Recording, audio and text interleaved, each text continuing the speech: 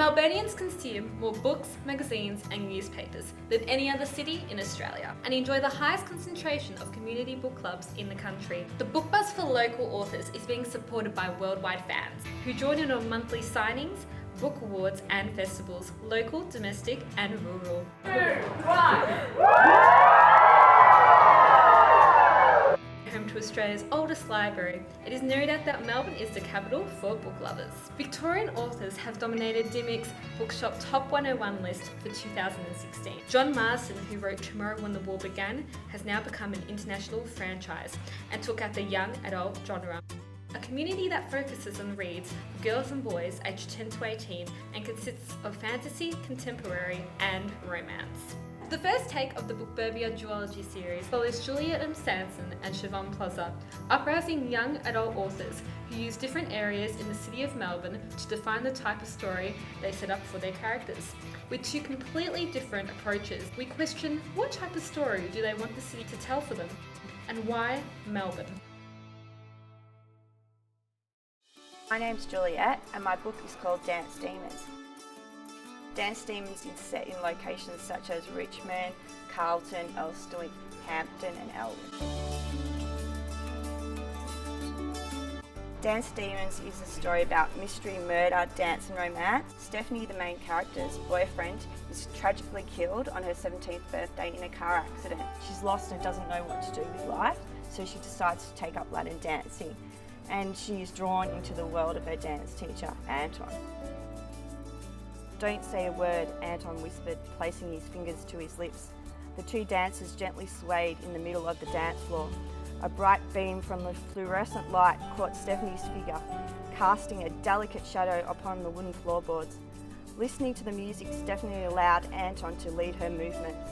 I've always loved stories and storytelling. My mum used to read books to me when I was a little girl and she used to take me to libraries and story time at the libraries. Richmond is where I started dancing when I was a little girl. My dance studio was in Richmond, so I thought that'd be the perfect place to set the dance studio. Not that it is that dance studio. And it's also a very central place in Melbourne, very close to the city, so it was just ideal. Later on in my life, I decided to take up Latin dancing myself because I wanted to try a different style of dancing. And this is now a studio that I dance in. Stephanie stood on the platform and waited.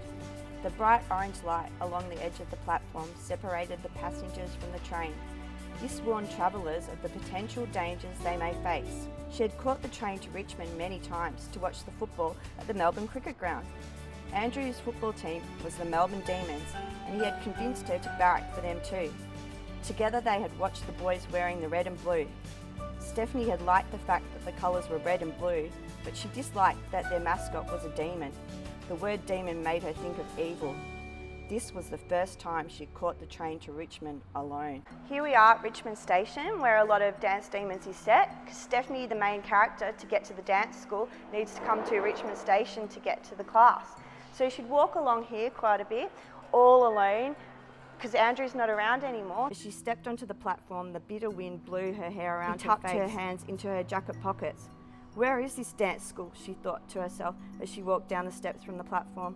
Stephanie would have come down these stairs onto Swan Street, one of the main streets in Richmond, and a lot of the people would have gone that way down to the MCG in the city, but Stephanie had to go up this way, Swan Street, under the underpass to get to the dance school. Well, Swan Street and Church Street are areas and roads that we have in the book. Swan Street is a very busy street, as we all know, with lots of shops, and I thought it was lovely for people to be able to connect with Stephanie as she's walking past the different shops, so it was just an ideal street to set it in. Here we are in the underpass where Stephanie had to walk along to get to the dance studio. It's kind of a bit of a scary place for her, and some not very nice experiences kind of happened in this area, but this was the only way she could go to get to the dance school. The long street lay ahead of her. She walked past a pub, a Mexican restaurant and a crystal shop. Richmond is an area that has a lot of pubs, and after coming under the underpass, Stephanie would always have to pass this pub where there'd be security man standing out there and a few drunk people and that. So that was another area that she was a bit not that comfortable walking past. Passing the traffic lights at the intersection, she turned into Church Street. The street was empty. This is one of the main areas where the books takes place, because Stephanie would walk along Swan Street, get to this intersection where it's Church Street and Swan Street, and have to turn up Church Street to get to the dance. Not a person in sight. Her eyes were then drawn to a bright yellow sign reading Dance Discovery.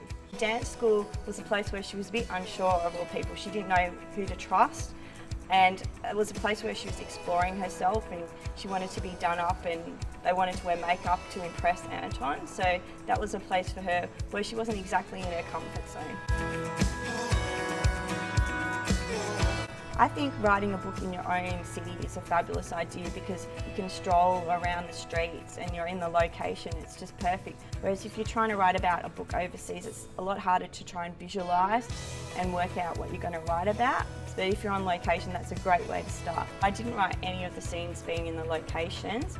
I have done writing in coffee shops and at the beach, but no, I didn't, and when I'm in the dance studio, I never have time to write because I'm dancing. For me, it's definitely creativity, and then I build the locations and worlds around my characters. I use the space as it is. So if it's in the dance studio where I've been inspired by lots of dance schools, a lot of the schools have mirrors where people look in, and they usually do similar movements and that too. So I just put a lot of different dance schools together and form the location and put it all together into that world. I'd like Australian readers to start reading Australian books because Australians still write interesting stories. You don't have to go overseas to read these books.